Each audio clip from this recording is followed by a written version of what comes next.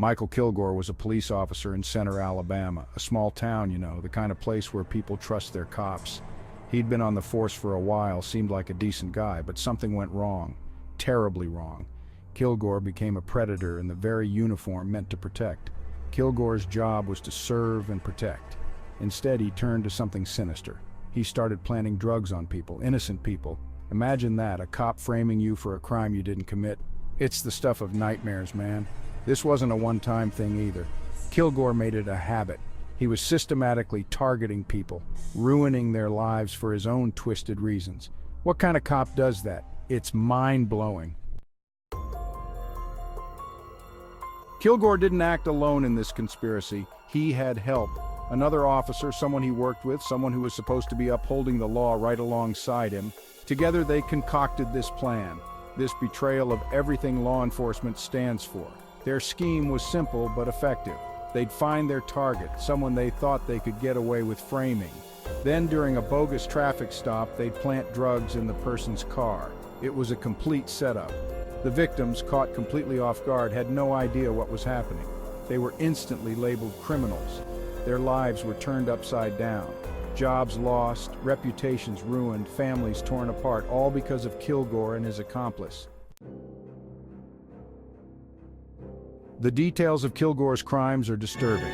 He used his authority as a police officer to prey on the vulnerable. He targeted people he thought wouldn't fight back, people he thought wouldn't be believed. The traffic stops were a sham. Kilgore would pull people over for minor infractions, things most cops wouldn't even bother with. A broken taillight, a cracked windshield, anything to get them to stop. Then, while his partner distracted the driver, Kilgore would plant the evidence. It was a well-rehearsed routine. They had it down to a science, and they got away with it for a while at least, but you can't outrun the truth forever.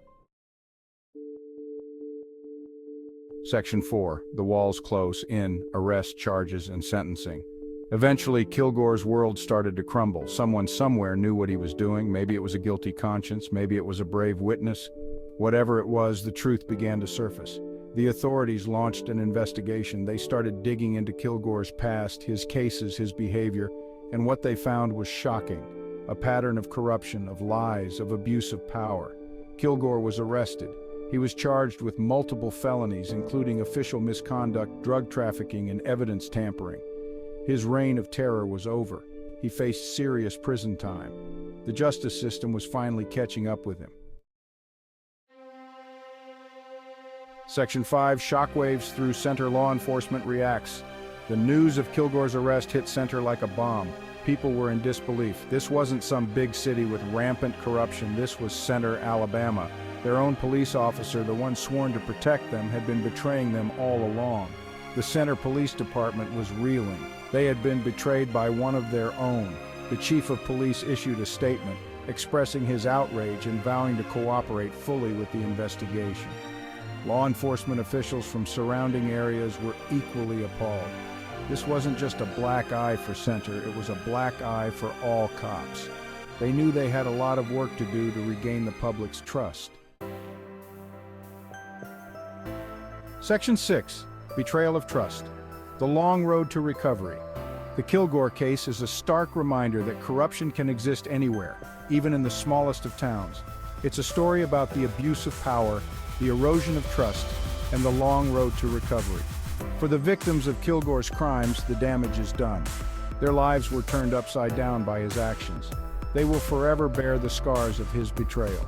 The community of Center is left to pick up the pieces. They have to find a way to heal, to rebuild their trust in law enforcement. It won't be easy, but it has to be done. The Kilgore case is a wake-up call. It's a reminder that we can never take our freedom for granted. We must always be vigilant, always hold those in power accountable.